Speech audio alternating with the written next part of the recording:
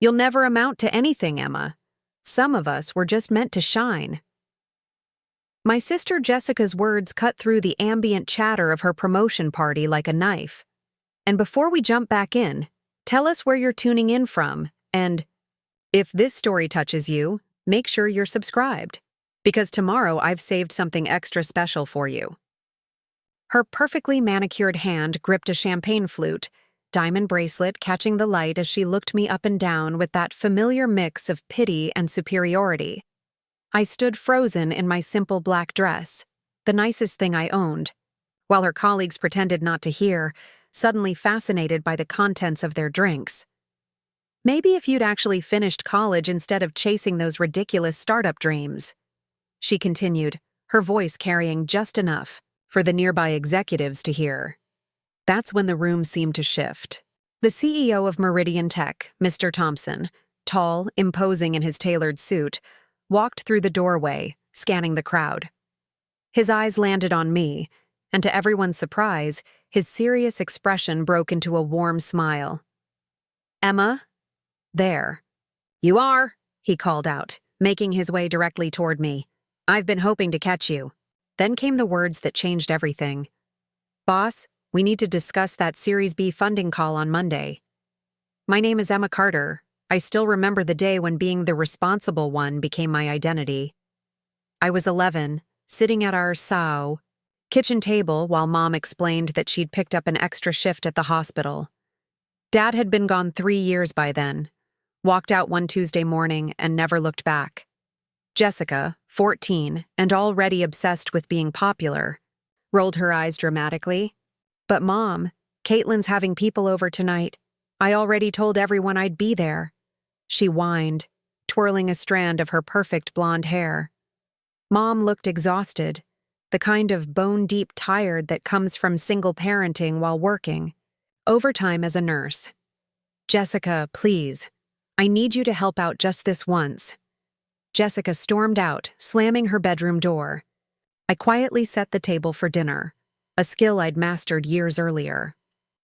"I'll stay with Danny," I offered, referring to our 7-year-old brother. "We'll be fine." That night became the template for the next 15 years. Jessica escaped. I remained. Jessica pursued her social life. I pursued stability. While she collected friends and admirers, I collected responsibilities and skills.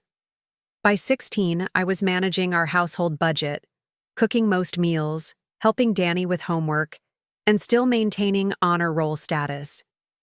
Jessica went to college, on a partial scholarship that Mom and I scraped together the rest for, partying through a marketing degree while I worked part-time jobs alongside high school. Everyone said Jessica was the one who'd make it. She had the confidence, the charm, the easy way with people that opened doors. I had determination, resilience, and ideas that nobody in our small Midwestern town seemed to understand. When Jessica landed her entry-level position at Meridian Technologies right after graduation, it confirmed what everyone already believed: she was destined for success. I chose a different path.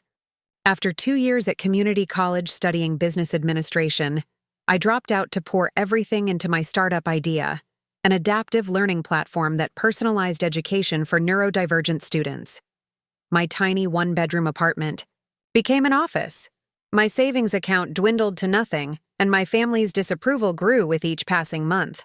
"Emma, honey," Mom would say during our weekly calls, concern evident in her voice. "Maybe it's time to apply for a real job. Jessica says her company is hiring in customer service." Jessica was less subtle. "You're wasting your potential on this pipe dream," she told me over coffee one afternoon, scrolling through her phone between statements. "Not everyone is cut out for the business world. There's no shame in admitting defeat." But I didn't see it as defeat. I saw potential where others saw risk.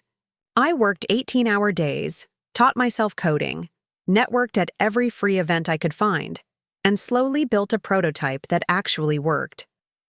When a small angel investor offered $50,000 in seed funding, I thought my family would finally see what I was building.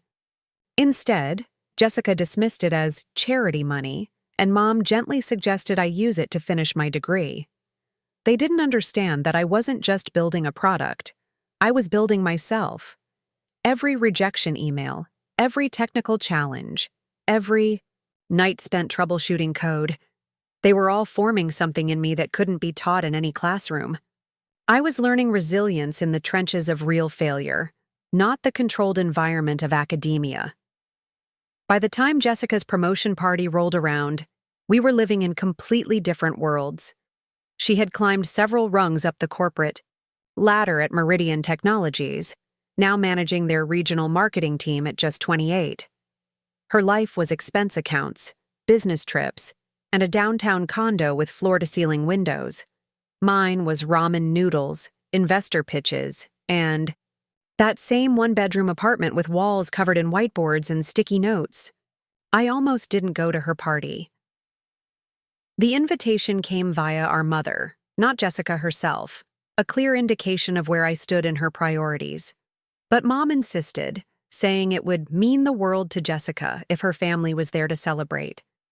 So I wore my only professional outfit, took the bus across town to the upscale restaurant where Meridian was hosting the event, and tried to blend into the background as successful people celebrated my sister's inevitable rise.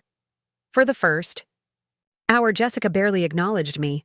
She floated through the room in her designer dress, accepting congratulations and sharing inside jokes with colleagues who looked like they'd stepped out of a corporate brochure. I stood awkwardly near the appetizer table, making small talk with waitstaff who refilled the bruschetta tray. That's when Jessica finally approached, flanked by two women in similar power suits, all three holding wine glasses and wearing the slightly bored expression of people who attend too many networking events. "Emma, you made it," she said, air kissing near my cheek. "Girls, this is my little sister." Not even bothering with my name, she's still figuring things out career-wise. The women offered tight smiles and vague pleasantries before Jessica guided the conversation back to someone named Clayton, who was apparently being considered for the London office. I stood there, invisible again, until one of the women asked what I did for work. Before I could answer, Jessica jumped in. "Emma's working on some app thing. It's like a hobby project." She laughed lightly. "Some of us get the corporate fast track. Others take the scenic route." I felt heat rising in my cheeks. "It's actually an adaptive learning platform for students with learning differences," I corrected her. "We're preparing for a Series A funding round." Jessica's smile tightened. "Right. Emma's always been creative. Remember that phase when you wanted to be a veterinarian? Or was it an astronaut?" She turned to her colleagues. "She's always chasing something new." That's when she delivered the line that would change everything between us forever. "You'll never amount to anything, Emma. Some of us were just meant to shine." The words hung in the air, too harsh to be passed off as sisterly teasing. Even her colleagues looked uncomfortable. And that's when Mr. Thompson, CEO of Meridian Technologies, walked in and spotted me across the room. The confusion on Jessica's face as he approached was almost worth the humiliation of the previous moment. I had never told my family about the meetings with Meridian's executive team over the past month. They'd been interested in potentially acquiring my educational technology to integrate into their corporate training division, a deal that would value my hobby project at $7 million. "Emma, there you are, Mr."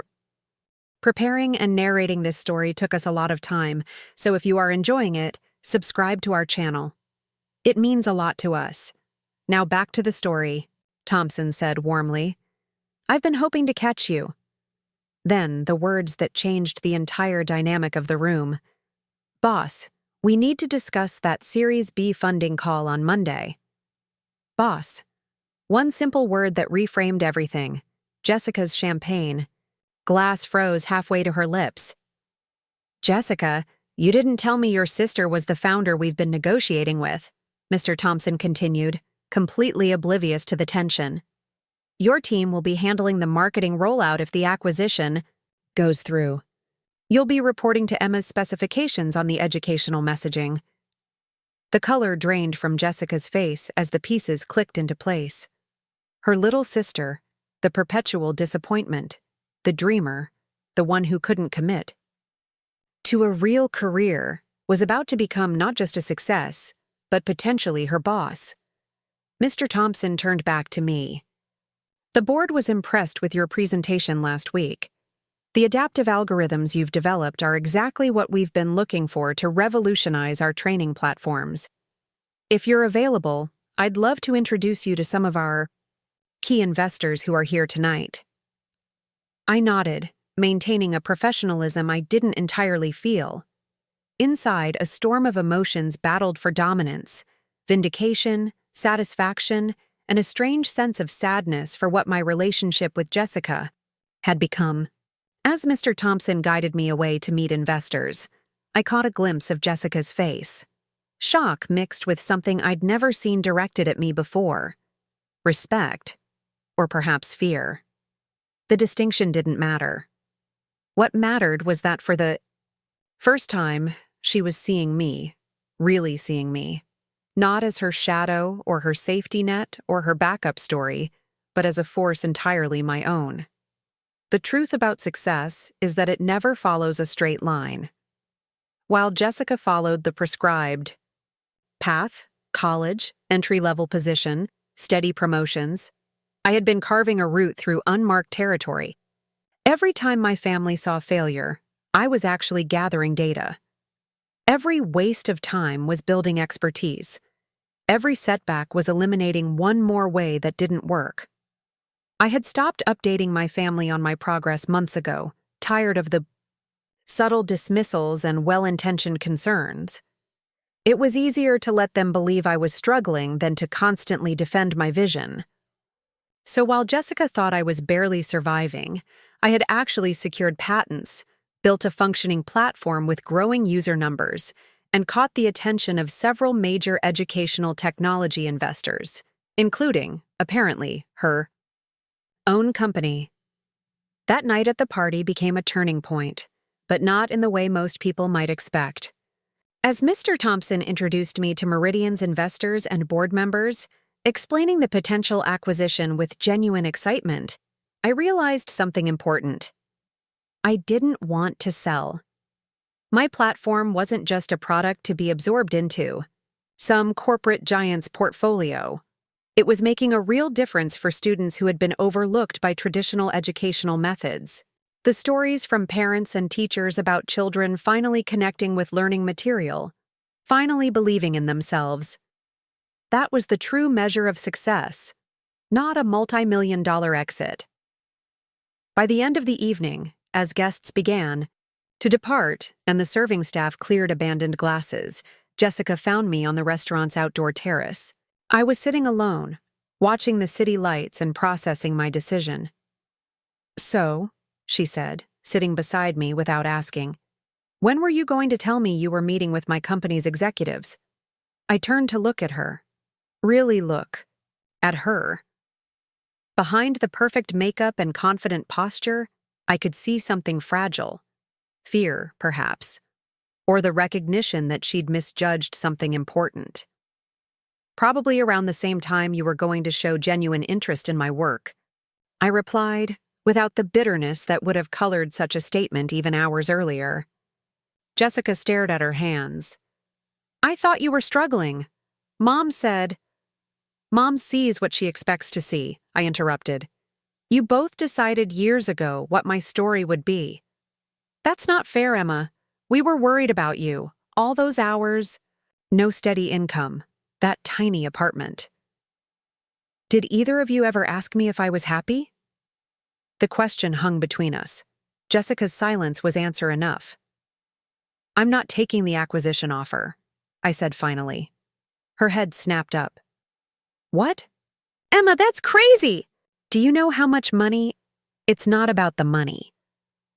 The certainty in my voice surprised even me. "It never was. That's something you never understood about me." "Then what is it about?" There was genuine confusion in her question, as if the concept of motivation beyond financial success and status was entirely foreign.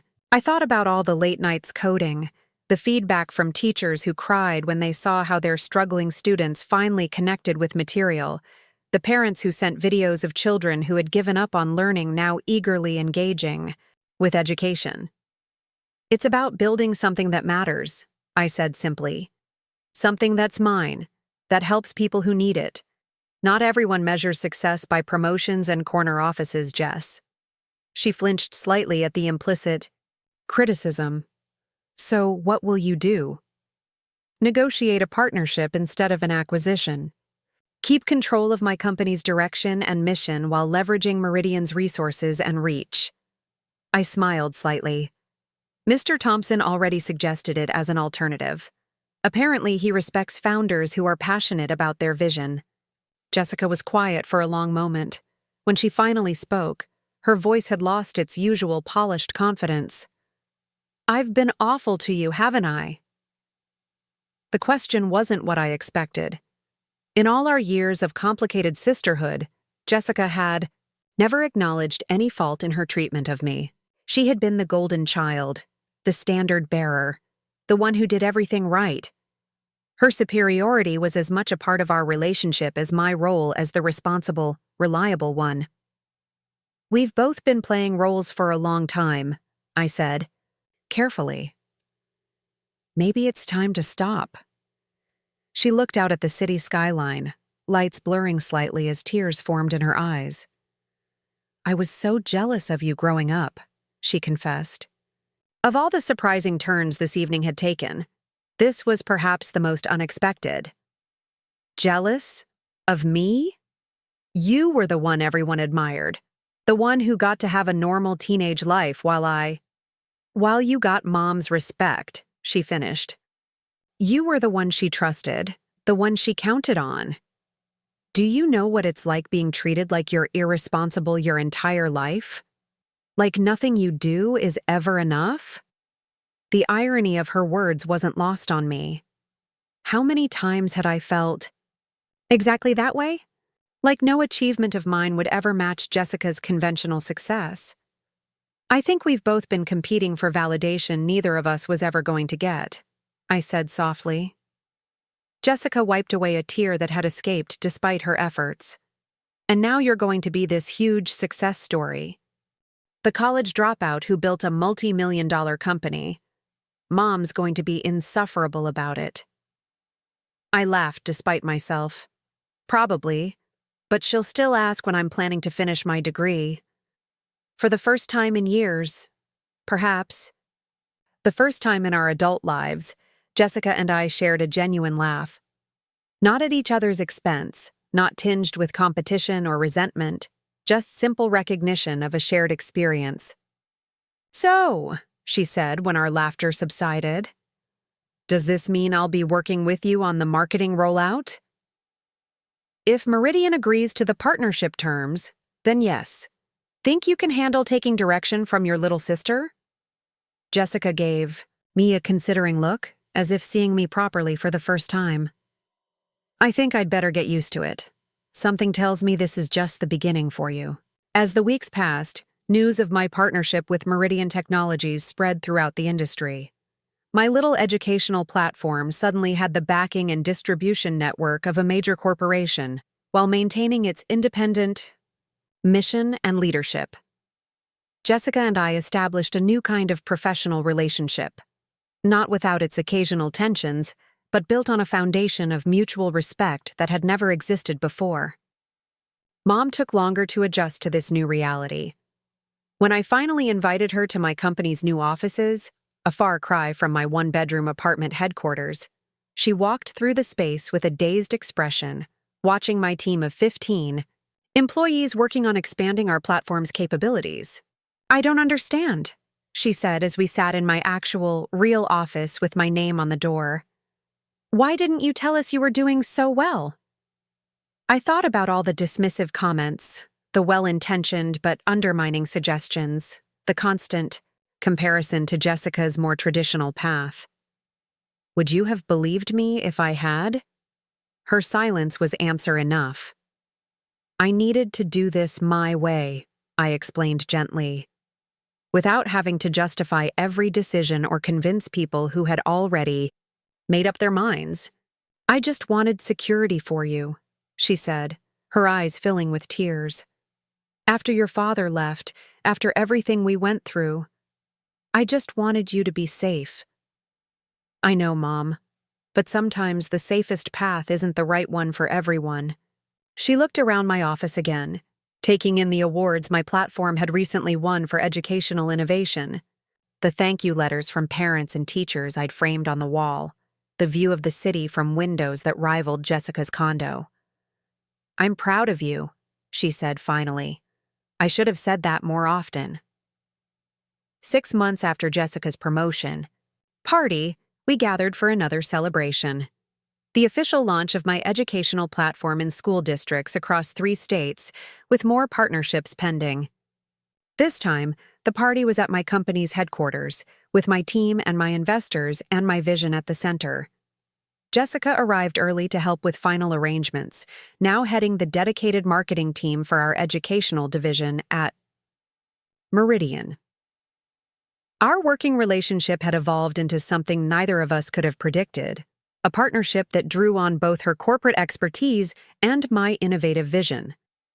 We had become, improbably, a formidable professional team.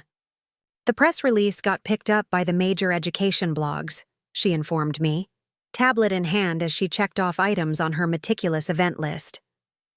"And the demonstration stations are all set up for the school administrators." I nodded, adjusting my blazer, a far cry from the simple black dress I'd worn to her promotion party. "Thanks, Jess. Everything looks perfect." She paused in her efficiency, something vulnerable crossing her face. "Do you ever think about how different things might have been? If we'd supported each other from the beginning instead of competing?" The question held the weight of years of missed connections and unnecessary rivalry. "Sometimes," I admitted. "But maybe we needed to take our own paths to get here, to become people who could actually see and appreciate each other." Jessica smiled, a genuine expression without the polish and performance that had characterized so much of our relationship. "Well, boss," she said, the term now an affectionate joke between us, "your guests are arriving. Time to shine." As I moved through the crowd that evening, explaining my platform's mission and celebrating with people who had believed in my vision, I caught sight of Jessica across the room. She was explaining our marketing strategy to a group of interested educators, confident and passionate. Our eyes met briefly over the heads of the crowd, and she gave me a small, private nod of acknowledgement. We had both found our paths, different but equally valid. We had both found success on our own terms. And most importantly, we had finally found a way back to being sisters. My name is Emma Carter, and this is what I've learned. Success isn't measured by titles or salaries or corner offices. It's not about proving others wrong or right. True success is building something that aligns with your values, surrounded by people who respect your vision, even if it takes some of them a little longer to get there. Sometimes the people who dismiss your dreams are the ones who need to see them succeed the most. Not for vindication, but for liberation, to free them from the limits they've placed on their own imagination. And sometimes, just sometimes, the most powerful words you can hear aren't congratulations or impressive, or even boss. Sometimes, the most powerful words are simply, "I see you now. I really see you." 2 months after Jessica's promotion party, I found myself driving to my mother's house for our monthly Sunday dinner. These dinners had become increasingly tense affairs since I dropped out of college to pursue my startup, but I maintained the tradition out of a sense of obligation. Mom tried her best to be supportive, but her worried glances and gentle suggestions about stable employment opportunities revealed her true feelings about my career choices. The modest 2-bedroom house where we grew up looked exactly the same as it had for the past 20 years, reliable and unchanging, much like the expectations my family had always placed on me.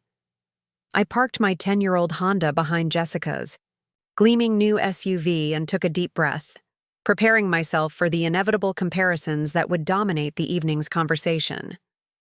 Inside, the smell of pot roast, Mom's signature dish for important occasions, filled the air.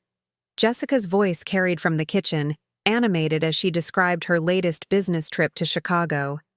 Our younger brother Danny sat at the dining table, scrolling through his phone with the distracted air of someone who'd rather be anywhere else. At 21, he was in his third year of college, following the traditional path that had been laid out for him just as it had been for Jessica. "Emma's here," Danny announced without looking up as I entered the dining room. Mom appeared in the doorway, wiping her hands on a dish towel.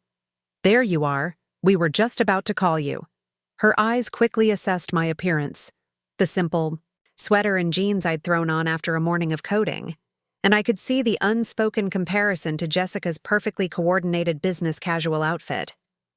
"Sorry I'm late," I said, hanging my jacket on the back of a chair. "I was finalizing some adjustments to the algorithm before tomorrow's demonstration." "Algorithm this, startup that," Jessica teased as she emerged from the kitchen with a glass of wine. "Some things never change." Her tone was light, but the subtle condescension was familiar territory. Mom busied herself with serving dishes. Jessica was just telling us about her new team at work. 6 people reporting to her now, and a corner office. "That's great, Jess," I said with practiced enthusiasm. I'd become adept at celebrating my sister's conventional successes while downplaying my own less traditional milestones. The last time I'd mentioned securing a meeting with a potential investor, Mom had frowned and asked if I was still doing that app thing instead of using my degree. Dinner proceeded with its usual rhythm. Jessica dominated the conversation with stories about office politics and industry contacts. Mom asked probing questions about her career trajectory, and Danny interjected occasionally with college anecdotes. I ate quietly, answering direct questions but otherwise fading into the background. This was the role I'd been assigned in our family narrative. Emma, the dreamer, the one still figuring things out. The cautionary tale to counterbalance Jessica's aspirational success story. "So," Mom said during a lull in the conversation, serving dessert with the careful precision that characterized everything she did. "Emma, any updates on your project?" The hesitation before project spoke volumes. After 3 years, she still couldn't bring herself to call it a business or a company.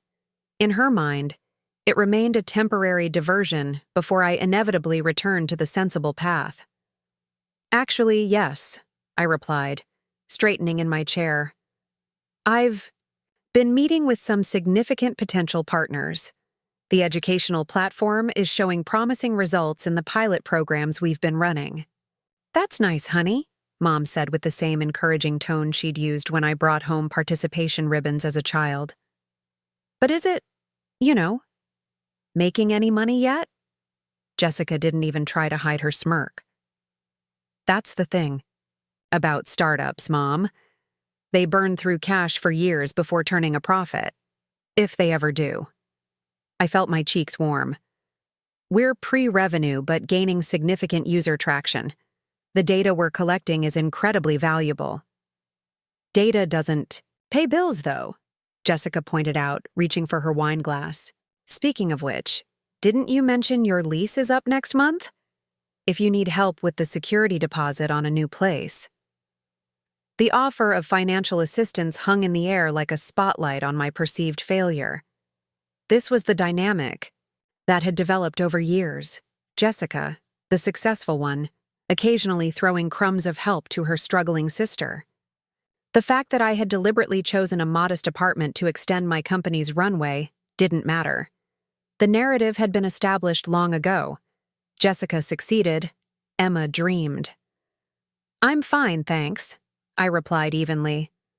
"Actually, I've been meaning to tell you all something."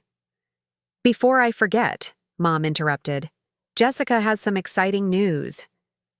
She turned expectantly to my sister, who straightened up with practiced poise. "I wasn't going to say anything yet, but—" Jessica paused dramatically. "I've been put forward for the regional director position.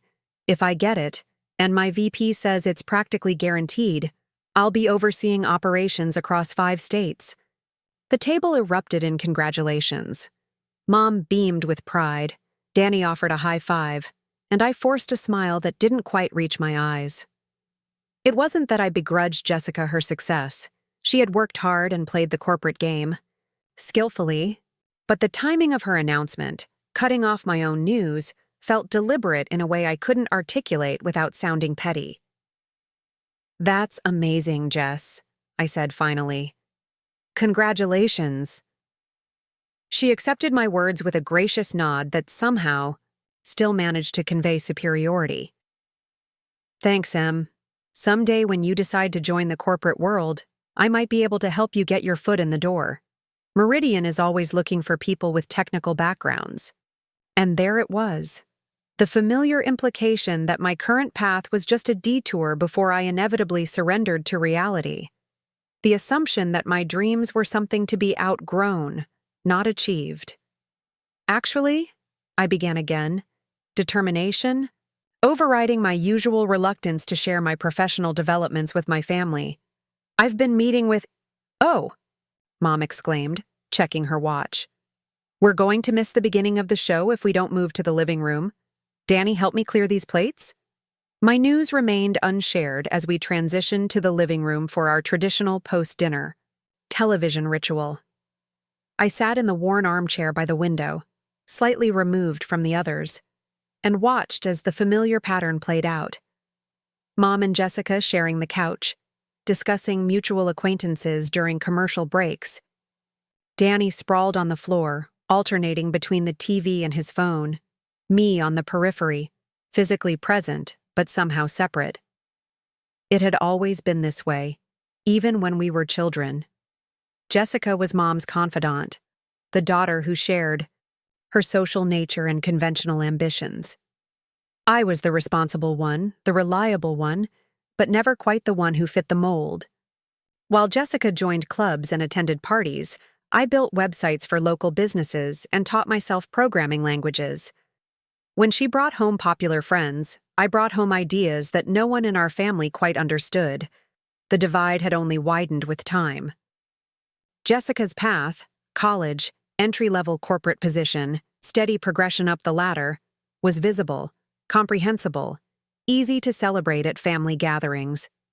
My journey of bootstrapping a startup, pivoting after failures, celebrating small wins that meant nothing to anyone without technical knowledge.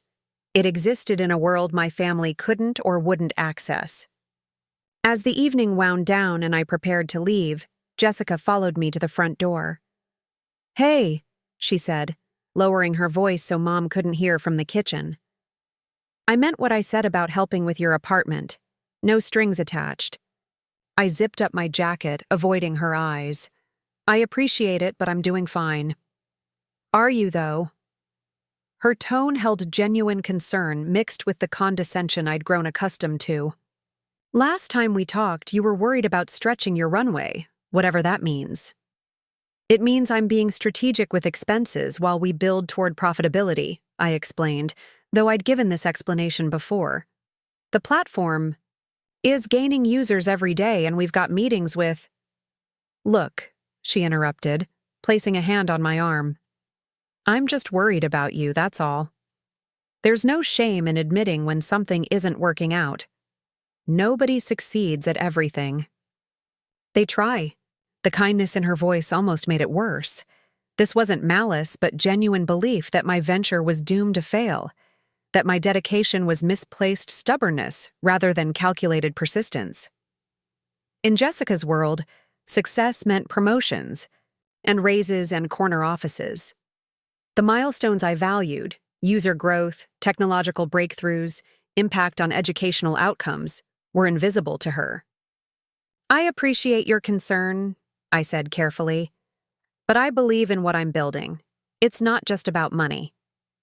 Jessica sighed, the slight shake of her head conveying her belief that I was being naive. "Well, if you change your mind, the offer stands. And seriously, think about what I said about Meridian. Your technical skills would be valuable there, and you'd have stability."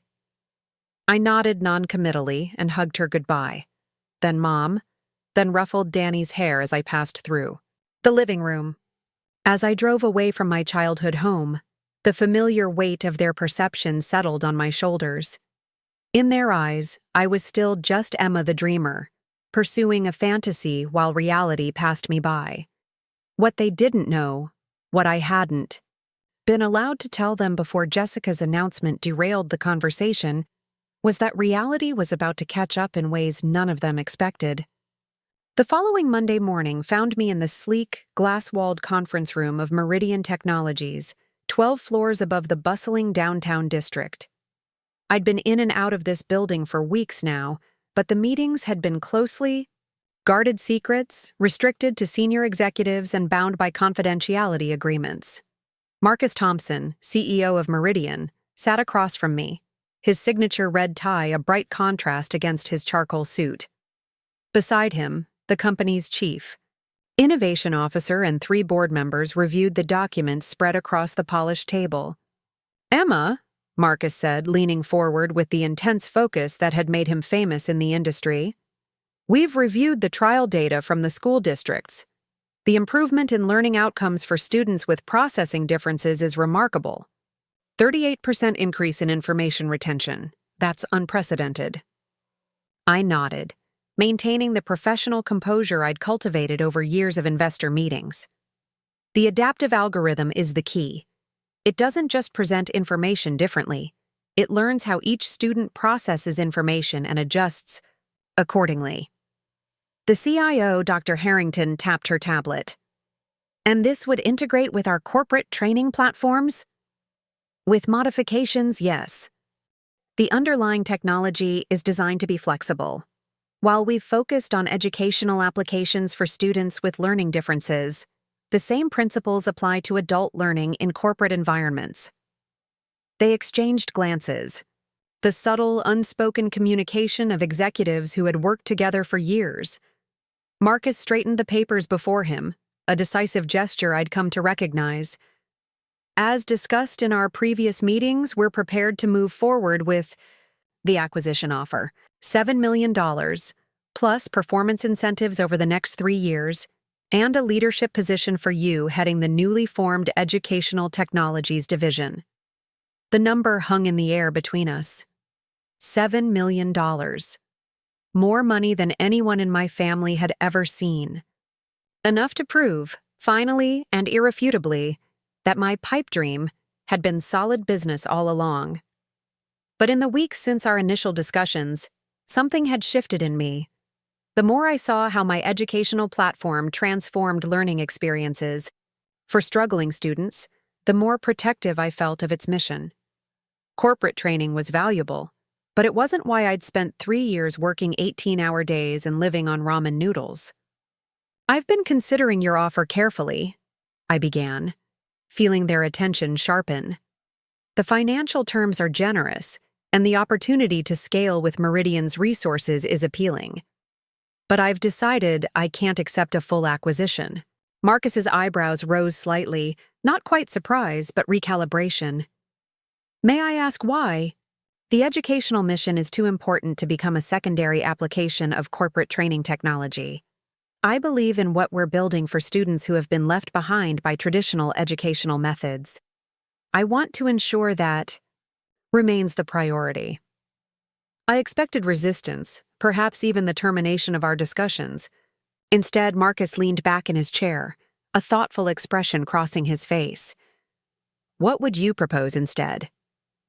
"A strategic partnership," I replied, sliding forward the counterproposal I'd prepared. "Meridian licenses our technology for corporate applications while providing resources and distribution channels for our educational platform. We remain independent entities, but aligned in mutually beneficial ways." Dr. Harrington reached for the document, scanning it quickly. "You'd maintain control of your company, but gain our distribution network. We'd gain exclusive licensing rights to adapt the technology for corporate training." "Exactly. Your training division gets cutting-edge adaptive learning technology without diverting resources from corporate priorities." My company continues its educational mission with the backing of a major tech corporation. Both sides win. The room fell silent as they reviewed my proposal. I maintained my composure, though internally my heart hammered against my ribs. This was the biggest gamble of my career, turning down life-changing money in favor of maintaining control and mission. Finally, Marcus looked up, the hint of a smile playing at the corners of his mouth. "This is why we approached you in the first place, Emma. Not just for the technology, but for the vision behind it." He glanced at his colleagues, receiving subtle nods. "We'll need to adjust some terms, but I think we have the framework for an agreement. Our legal team will draft the revised partnership document." Relief flooded through me, though I kept my expression professional. "I appreciate your willingness to consider an alternative approach." "Visionaries are rare in this industry," Marcus replied. "Most founders are building to sell. You're building to change something fundamental about how people learn. That has longevity Meridian wants to be associated with." As the meeting concluded and hands were shaken, Marcus walked me to the elevator bank. "By the way," he said casually, "I believe we'll be seeing each other again soon. I'm attending the regional marketing team's promotion celebration on Friday. One of their managers is moving up to director, Jessica Carter. Any relation?" The coincidence was so unexpected I almost laughed. "She's my sister, actually." "Is she?" His surprise seemed genuine. She never mentioned having a sister in tech, though I suppose with the confidentiality around our discussions, that makes sense. The elevator arrived with a soft chime, saving me from having to explain that Jessica didn't mention me because she didn't consider my work legitimate. As I rode down to the lobby, I wondered how my sister would react when she discovered that her little sister's hobby was about to become a formal partner with her corporation. For the first time since I'd embarked on my entrepreneurial journey, I allowed myself to anticipate the moment when my family would have to reconcile their perception of me with reality. It wasn't about proving them wrong, or at least, not entirely. It was about finally being seen for who I actually was, not who they assumed I must be. The next few days passed in a flurry of activity.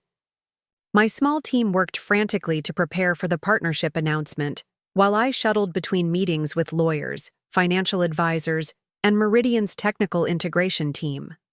By Thursday, we had signed preliminary agreements, with the formal announcement scheduled for the following week, after Jessica's promotion party. I had almost forgotten about the invitation to Jessica's celebration until Mom called, reminding me that the family would be attending together. "It's an important night for your sister," she emphasized. "Mr. Thompson himself will be there, the CEO." I bit back the ironic laugh that threatened to escape. "I know who Marcus Thompson is, Mom." "Well, Jessica says he almost never attends these department events. She's under a lot of pressure to make a good impression. So please, wear something professional." The unspoken critique of my usual attire hung between us. "I'll do my best," I promised, mentally cataloging my limited wardrobe of startup founder basics. "And try to be on time? Jessica says these corporate events run on a strict schedule. I'll be there," I assured her, choosing not to mention that I'd spent the past month in that very corporate environment, adhering to their schedules without difficulty. Friday evening arrived with unexpected nerves fluttering in my stomach. I'd changed outfits 3 times before settling on a simple black dress, modest but appropriate for a corporate function. As I applied minimal makeup and twisted my hair into a neat bun, I realized I was preparing not just for a social event, but for a moment of reckoning. After tonight, the careful separation I'd maintained between my professional life and my family's perception of me would collapse. I arrived at the upscale restaurant exactly on time, giving my name to the host who checked it against the guest list. "Ah, Ms. Carter, welcome. The Meridian event is in the private room to the right." The space was elegant without being ostentatious, Circular tables draped in white linen, subtle floral arrangements, a small stage area where a podium stood ready for speeches. Servers circulated with trays of champagne and hors d'oeuvres. I recognized a few faces from my meetings at Meridian, though none of the executive team had arrived yet. Mom and Danny were already there, seated at a table near the front. Mom had worn her good dress, the one reserved for weddings and graduations, and Danny looked uncomfortable but handsome in a borrowed suit. "You made it," Mom said with evident relief, kissing my cheek. "Jessica's networking with some important people. She looks so professional, doesn't she?" I followed her gaze to where my sister stood across the room, radiant in a tailored blue dress that probably cost more than my monthly rent. She was at the center of a small group, gesturing animatedly as her colleagues laughed at whatever anecdote she was sharing. She looked completely in her element, confident, polished, successful in ways that were immediately visible and universally understood. "She does," I agreed quietly. "You should go congratulate her," Mom suggested, though her tone made it clear this was less suggestion than instruction. "Just maybe wait until she's not busy with those executives?" I nodded and excused myself, making my way to the bar instead. I ordered a sparkling water, needing to keep my head clear for what might come. As I waited, I felt a light touch on my shoulder. Emma Carter, as I live and breathe. I turned to find Marcus Thompson himself, looking exactly as he had in our meeting earlier that week, impeccably dressed, commanding presence, with that signature red tie. "Mr. Thompson," I greeted him, extending my hand professionally. "Good to see you again." "Please, it's Marcus outside the boardroom." He accepted my handshake with a warm smile. "I didn't realize you'd be here tonight, though I suppose I should have connected the dots. Family support is important at these milestone events." "Yes, well, the Carter sisters always show up for each other," I replied, the irony of my statement not lost on me. Marcus glanced across the room to where Jessica was still holding court. "She's very good at what she does. The marketing team has shown remarkable results under her leadership." "Jessica has always excelled at whatever she set her mind to," I said truthfully. "As apparently do all the Carter women," he replied with a knowing smile. "Our legal team was impressed with how thoroughly you reviewed the partnership agreements. They're not used to founders who understand the fine print." Before I could respond, the room's attention shifted as the regional VP took the podium, calling for everyone to take their seats for the evening's program. Marcus excused himself to join the executive table, while I made my way back to my family. "Was that Mr. Thompson?" Mom whispered incredulously as I sat down. "How do you know him?" "We've met," I said simply, saving the full explanation for when it would have maximum impact. The program began with the usual corporate acknowledgments and achievements. Jessica's boss praised her marketing initiatives and leadership qualities, emphasizing how she had fast-tracked through the company hierarchy through dedication and natural talent. Jessica beamed from her seat at the front table, occasionally turning to accept congratulations from colleagues. After several speeches, Jessica herself was invited to the podium. She looked genuinely moved as she thanked her team, her mentors, and finally, her family. "I'm especially grateful to my mother who taught me the value of hard work and persistence," she said, her voice carrying clearly through the room. "And to my brother Danny, who keeps me grounded with his undergraduate wisdom." A light chuckle rippled through the audience. I waited for my name, for some acknowledgement of my existence, but it never came. In Jessica's narrative of success, I had been edited out, an inconvenient contradiction to the story of determined ambition and conventional achievement. As Jessica concluded her speech to enthusiastic applause, I felt a strange calm settle over me. The omission stung, but it also confirmed what I had always suspected. In Jessica's world, my choices had rendered me irrelevant. Not worth mentioning, even as a cautionary tale. The formal program concluded, and the event transitioned to mingling. Jessica was immediately surrounded by well-wishers, including Marcus Thompson, who shook her hand with evident approval. I remained at our table, answering Mom's questions about whether I had networked with any real professionals who might offer me job opportunities. Eventually, Jessica made her way to our table, accepting Mom's effusive praise and Danny's congratulatory fist bump. "Emma," she acknowledged, her smile professionally warm but her eyes evaluating my appearance. "You made it, and almost on time." "Wouldn't miss it," I replied evenly. "Congratulations on the promotion. You've earned it." Something in my tone must have caught her attention because her smile faltered slightly. "Thanks. It's been a long road, but that's what happens when you commit to a professional path." The emphasis on professional was subtle but unmistakable. Even on her night of triumph, she couldn't resist the comparison, her success against my perceived failure. "Speaking of professional paths," Mom interjected, "Emma was just talking to Mr. Thompson. Can you believe it? Though I'm not sure how they know each other." Jessica's perfectly shaped eyebrows rose in surprise. "Mr. Thompson, the CEO? That's impossible. He barely knows the names of the senior directors, let alone." She trailed off, but the implication was clear. Before I could respond, Jessica's new title and responsibilities beckoned her away. More colleagues to thank, more connections to reinforce. She moved through the room with practiced ease, the embodiment of corporate success, leaving me once again in the background of her narrative. I excused myself to get some air, stepping onto the restaurant's outdoor terrace. The night air was cool against my skin, the city lights spreading out below like scattered stars. I took a deep breath, centering myself for what was to come. Despite the sting of Jessica's dismissal, I felt a strange peace. After years of being underestimated and overlooked, validation was finally within reach, not because I needed their approval, but because the truth would finally be acknowledged. The terrace door opened behind me, and I turned to see Jessica. Stepping out, 2 champagne flutes in hand.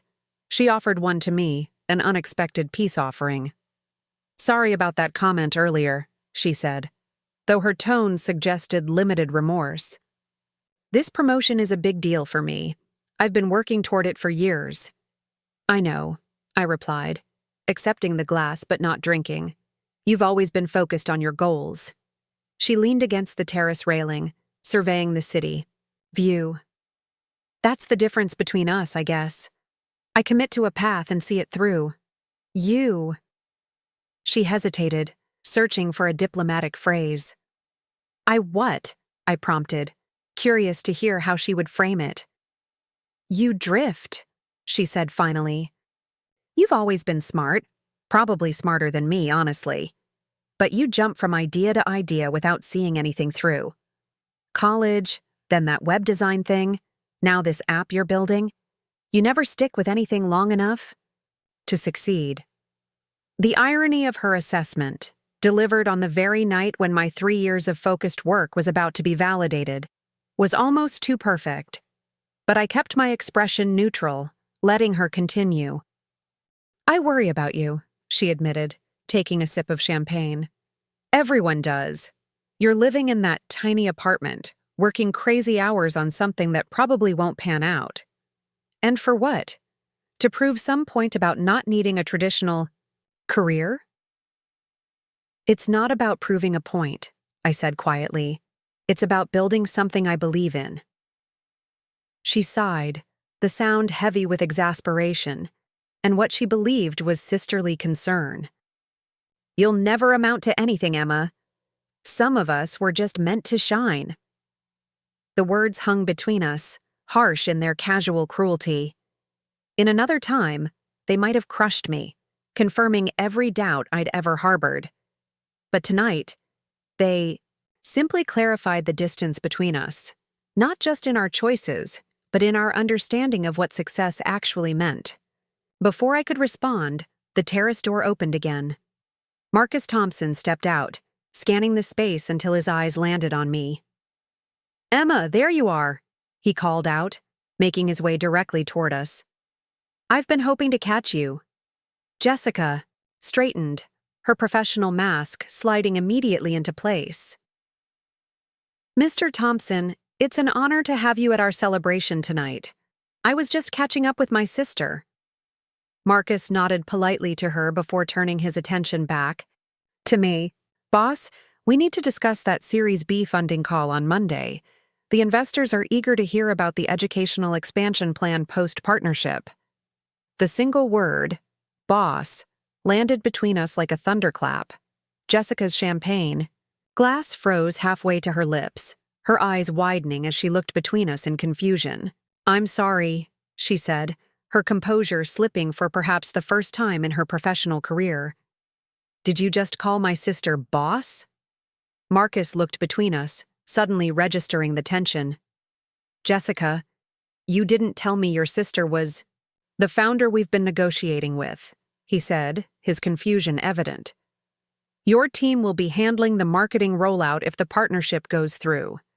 You'll be reporting to Emma's specifications on the educational messaging. Jessica's face went through a remarkable transformation. Shock, disbelief, and finally, a dawning horror as the pieces connected. The sister she had dismissed as unfocused and unsuccessful was now revealed as a business partner to her own company.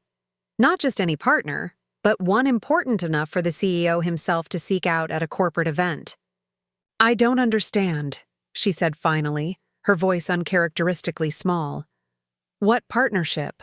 What educational specifications? Marcus seemed to realize he had stepped into a complicated situation. I assumed you knew, he said carefully. We've been in discussions with your sister's educational technology company for several weeks now. The board approved the strategic partnership agreement yesterday. He turned to me with a slight grimace. I apologize if this was meant to be announced differently. I shook my head. It's fine, Marcus. We were planning to make it public next week anyway. I turned to Jessica, who was still staring at me like I had suddenly started speaking a foreign language. Surprise, I said softly. But your app, she stammered. Your little startup is being valued at $7 million. Marcus supplied helpfully, apparently unaware of how each word landed like a grenade in the carefully constructed narrative Jessica had built around my career choices. Though Emma turned down our acquisition offer in favor of maintaining her company's independence while partnering with Meridian. Quite visionary, actually. Jessica's champagne glass trembled slightly in her hand. $7 million? She repeated, as if the words themselves were incomprehensible. The technology is revolutionary, Marcus continued enthusiastically. Adaptive learning algorithms that personalize education for students with processing differences. The trial results are unprecedented. That's why we're establishing a dedicated educational division to support the rollout. He glanced at his watch. Speaking of which, I should find the board members before they leave. Emma, we'll touch base Monday about the investor call. With a polite nod to Jessica, he disappeared back into the restaurant, leaving us alone in the sudden, heavy silence of the terrace. Jessica set her champagne glass down carefully on the railing, as if it might shatter in her grip. How long? She asked finally. How long what? How long have you been meeting with my company? With my CEO? Her voice held a strange mixture of anger and something that sounded almost like fear. About a month, I replied honestly. It started with a cold email to their innovation team. I didn't know it would lead to Meridian specifically, and once it did, confidentiality agreements prevented me from discussing it.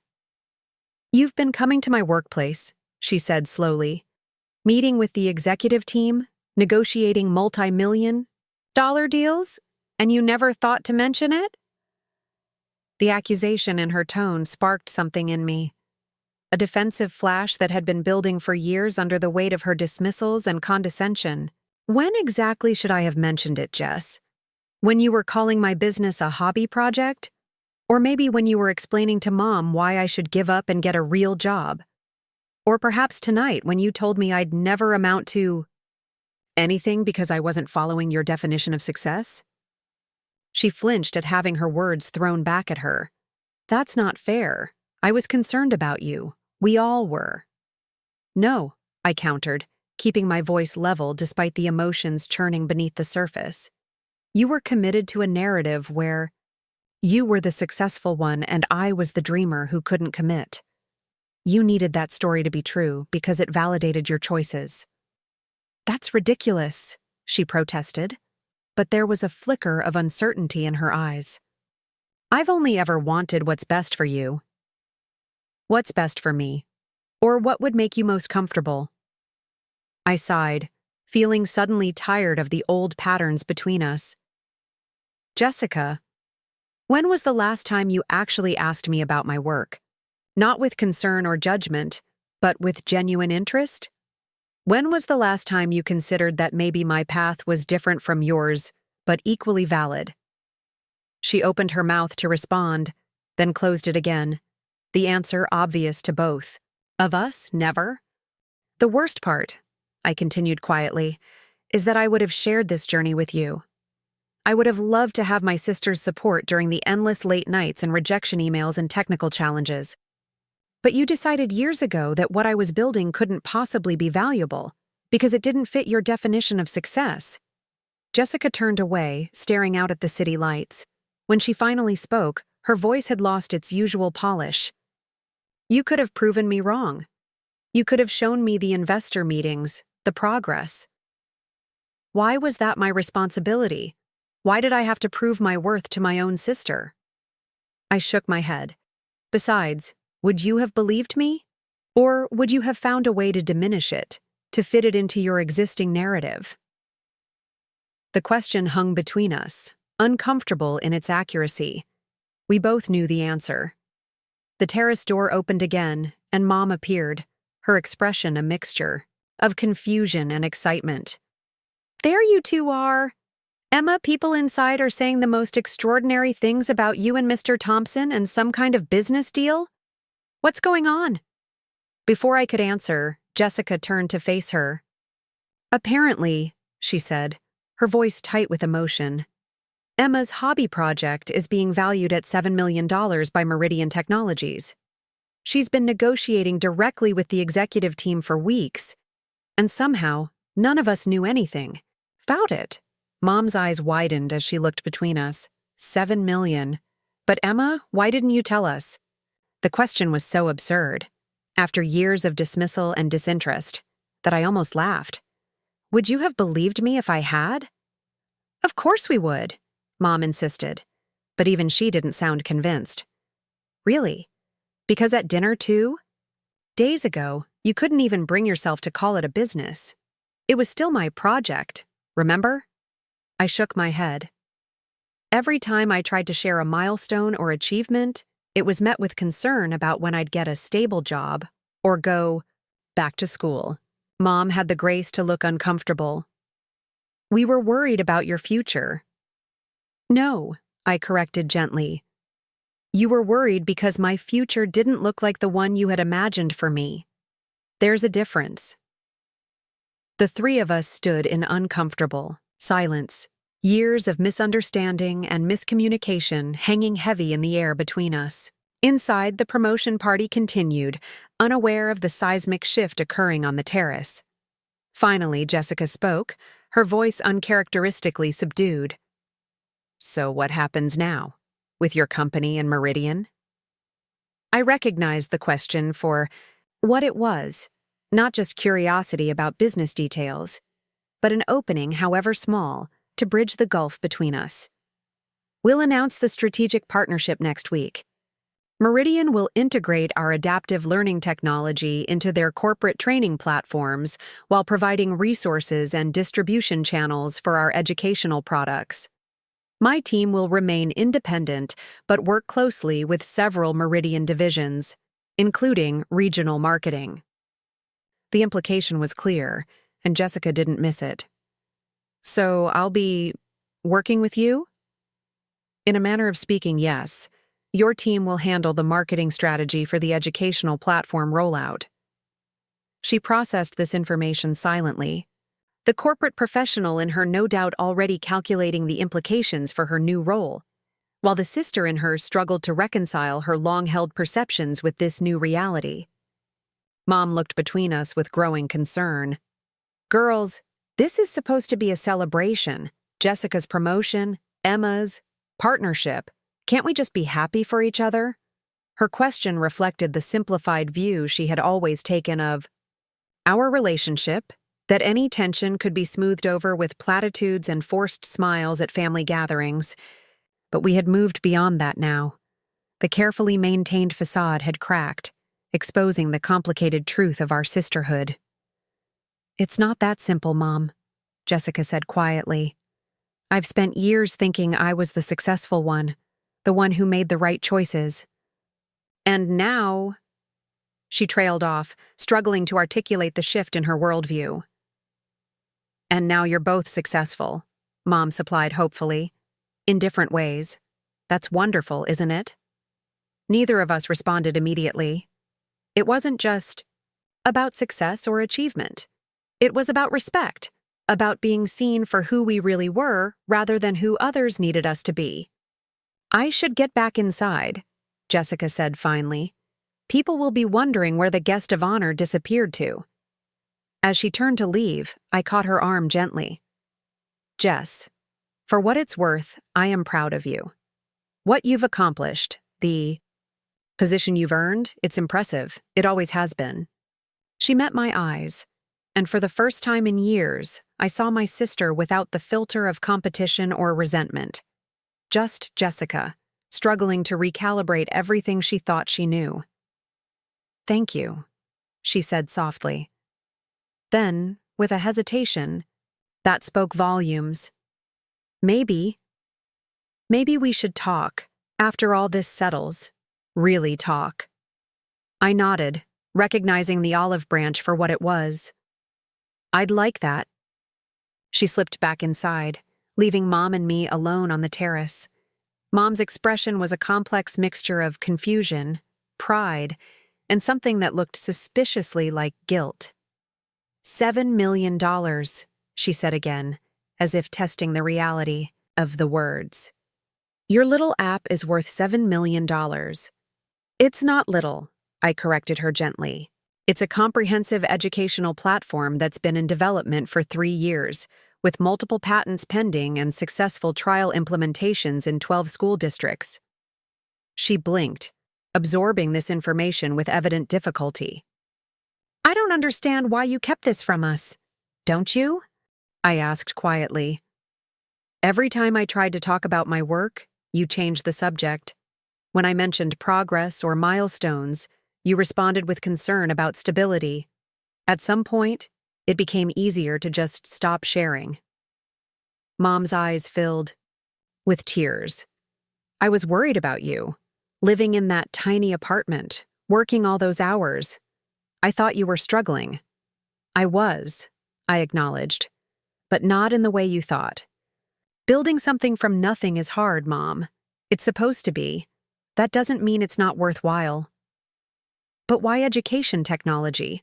Why not something conventional? The question revealed so much about the disconnect between us. Her inability to understand motivations that went beyond stability and status.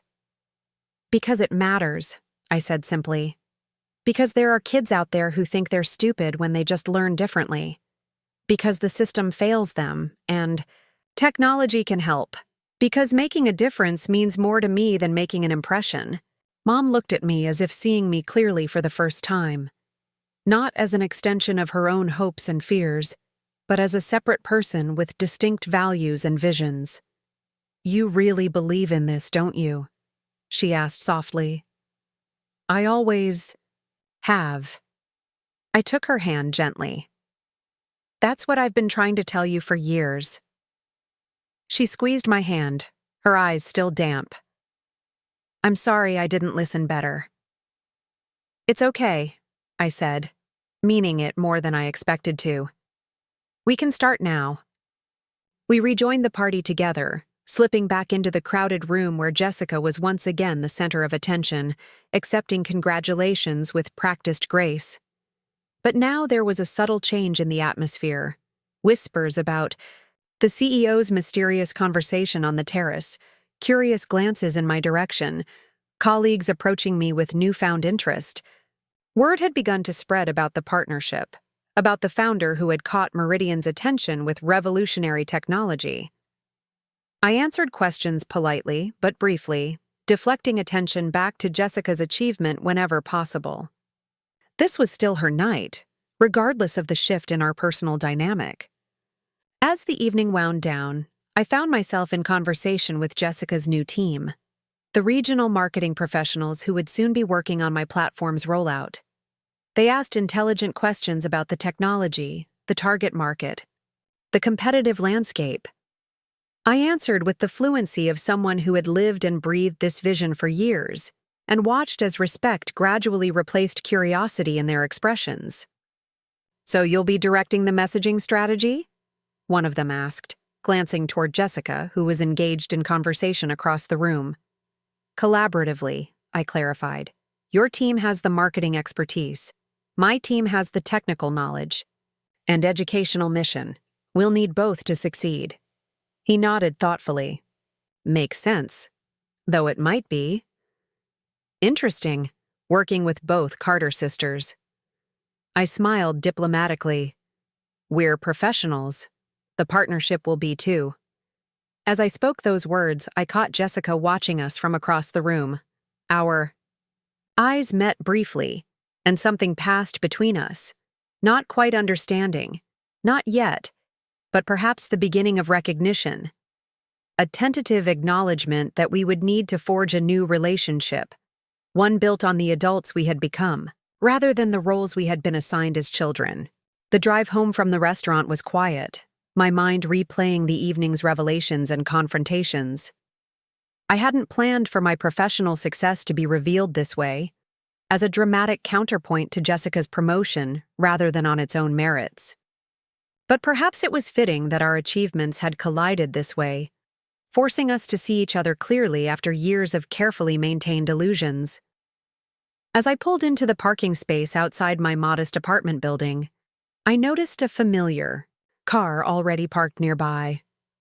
Jessica sat on the steps leading to the entrance, still in her blue dress from the party, though she had traded her heels for flats. She looked up as I approached, her expression uncharacteristically vulnerable. "I thought you'd be celebrating with your team," I said, sitting beside her on the concrete step. "I told them I had a family situation to handle." She attempted a smile that didn't quite reach her eyes. "Technically true, I guess." We sat in silence for a moment, the weight of years of misunderstanding between us. "Why didn't you tell me?" she asked finally, her voice small. "About the meetings with Meridian, about what you were building. Why did I have to find out like that, in front of everyone?" I considered deflecting, pointing out her own behavior, the dismissive comments and condescension. But the hurt in her voice was genuine, and perhaps this was the moment for truth rather than defensive posturing. "Because I was afraid," I admitted quietly. "Afraid? Of what?" "That you wouldn't believe me. Or worse, that you'd find a way to diminish it, to make it fit your narrative of me as the dreamer who couldn't commit." I turned to look at her directly. "Every achievement I shared with you and Mom was reframed as a lucky break or a temporary success. After a while, it was easier to stop sharing than to watch you recategorize my work as something less than it was." Jessica flinched, but she didn't deny it. I didn't realize I was doing that. "Didn't you?" She was silent for a long moment, her gaze fixed on the pavement. "Maybe I did," she acknowledged finally. "Maybe I needed to see your choices as impractical so I could feel secure in mine." The admission hung between us, the first honest acknowledgement of the dynamic that had defined our relationship for years. "What does that say about me?" she continued, her voice catching slightly. "That I needed my sister to struggle so I could feel successful?" It says you're human, I replied gently. We all build narratives that protect our choices. I did it too, you know. How? By telling myself that your corporate success was shallow, that you were just climbing someone else's ladder while I was building something meaningful. I shook, my head slightly. It was easier than admitting I was scared I'd fail, that all those risks wouldn't pay off. Jessica looked surprised by my admission. You were scared? You always seemed so certain. Of course I was scared. Every day. Still am, honestly. Building something from nothing is terrifying. But being afraid doesn't mean you're on the wrong path. Sometimes it means exactly the opposite.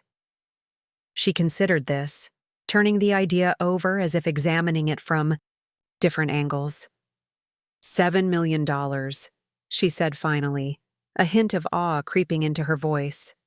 My little sister built something worth $7 million. Actually, I turned down the $7 million, I corrected her. The partnership is structured differently, but yes, that was the acquisition valuation. You turned it down? Her corporate mindset clearly couldn't comprehend this decision. Why would you do that? Because there are some things more important than money. Like maintaining control of a mission I believe in. I smiled slightly at her bewildered expression. Not a very Jessica Carter approach to business, I know. To my surprise, she laughed, a genuine sound without the polished edge she had, cultivated for professional settings. No, definitely not my approach. But then, we've always been different, haven't we? I think that's the first time you've ever framed our differences as neutral rather than hierarchical, I observed, only half joking. She winced. Have I really been that bad? Let's just say that you'll never amount to anything. Wasn't an isolated incident. God, she groaned, covering her face with her hands. I can't believe I said that. To you. Tonight of all nights. If it helps, the timing of Mr. Thompson's entrance was pretty cinematic, like something from a movie. A reluctant smile tugged at her lips. It was, wasn't it? The look on my colleagues' faces when he called you boss. I think Sandra from account management nearly choked on her champagne. We both laughed then, the tension between us easing slightly. For a moment, we were just sisters sharing an absurd situation, free from the complicated history that usually defined our interactions. When our laughter subsided, Jessica turned to me with newfound seriousness. I owe you an apology. A real one, not just for tonight. For years of not seeing you. Of needing you to be less so I could feel like more. The words hit me. With unexpected force. This acknowledgement I had never thought to receive. Thank you, I said quietly. That means a lot. So where do we go from here? She asked, gesturing vaguely between us. Professional colleagues? Competitive sisters? Something else entirely? I considered the question carefully. The damage between us wasn't something that could be erased with a single conversation, no matter how honest. But perhaps it was a beginning, a foundation for something new. How about we start with the truth? I suggested. No more narratives, no more assumptions. Just two adult women getting to know each other as we actually are, not as we've assumed the other to be. Jessica nodded slowly. I think I'd like that. She hesitated, then added with unusual humility, though I should warn you, I'm not sure I know how to do that. Being Jessica Carter, marketing director, is a lot more comfortable than just being me. I get that, I assured her. Roles. And labels are easier than the messy reality underneath. But I think we've both outgrown the roles we assigned each other a long time ago. We sat in companionable silence for a moment. The night air cool around us, the familiar surroundings of my apartment building somehow changed by this new understanding between us. So, Jessica said finally, a hint of her usual directness, returning, does this mean you'll finally let me help you find a better apartment? Because partnership with Meridian or not, This building is still a tetanus risk waiting to happen. I laughed, recognizing the old Jessica emerging, but now without the condescension that had previously colored similar comments. The building has character, I defended. Besides, I've been too busy building a company to worry about real estate. Well, you'd better start worrying soon. The Meridian board members aren't going to take you seriously if they visit you here. First rule of business, look successful even before you are. Is that what you did? I asked, genuinely curious about the sister I had observed but never truly known. She shrugged, a surprisingly candid gesture for someone usually so calculated. Fake it till you make it. Isn't that what they say? And now that you've made it? Jessica considered the question with unexpected thoughtfulness. Now I'm wondering if I've been defining making it all wrong. She looked at me with new eyes, not the dismissive glance of a successful older sister, but the considering gaze of someone reevaluating their metrics. Maybe success isn't just titles and promotions and corner offices. Maybe it's building something meaningful, something that's truly yours. Maybe, I agreed. Or maybe it's different for each of us, and that's okay too. She nodded slowly, processing this possibility. We have a lot to figure out, don't we? Personally and professionally. We do, I acknowledged, but for the first time, I think we might figure it out together instead of in opposition. Jessica stood, smoothing down her dress with the automatic grace of someone accustomed to managing impressions. I should go. It's late, and we both have big weeks ahead. She hesitated, then added with uncharacteristic awkwardness, maybe we could get coffee sometime? Not to talk about work or the partnership, just to talk? The invitation represented something I had stopped hoping for years ago. The possibility of a relationship with my sister based on who we actually were rather than the roles we had been assigned. I'd like that, I said simply. As Jessica walked back to her car, her silhouette a sharp contrast against the soft glow of streetlights, I felt something shift inside me. Not triumph or vindication, but something quieter and more profound. The weight of unmet expectations and misunderstood choices seemed lighter somehow, replaced by the tentative possibility of being seen, truly seen, by the people who had known me longest. Tomorrow would bring investor calls and partnership announcements and the complicated integration of my company's vision with Meridian's resources. There would be challenges and setbacks, and the 1,000 daily decisions of building something meaningful in the world. But tonight had brought something equally valuable. The first honest conversation with my sister in years, and with it, the hope that our future interactions might be built on truth rather than comfortable illusions. As I climbed the stairs to my apartment, I reflected that success, real success, wasn't measured in acquisition offers or impressive titles.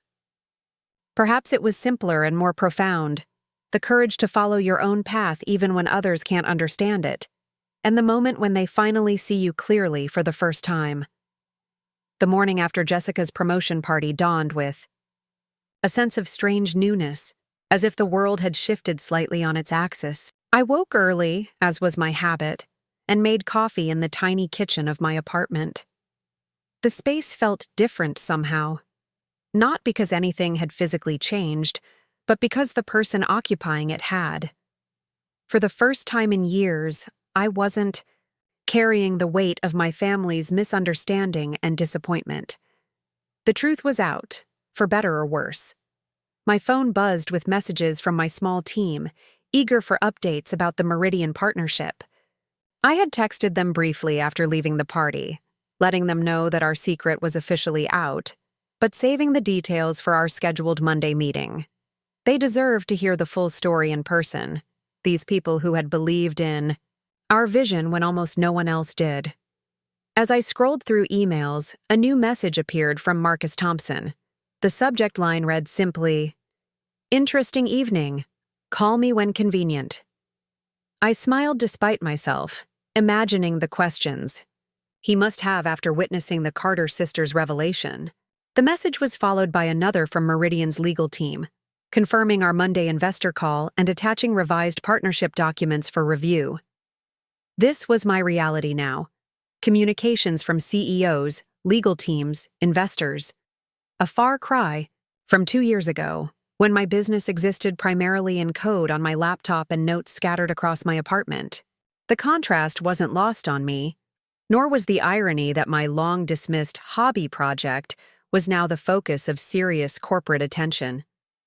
My phone rang as I was reviewing the partnership terms. Mom's name flashed on the screen.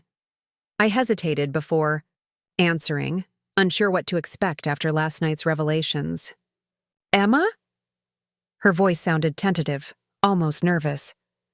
"I hope I'm not calling too early." "It's fine, Mom. I've been up for hours." "Of course you have." There was a new note in her voice, not quite respect, but awareness. "You always were. An early riser."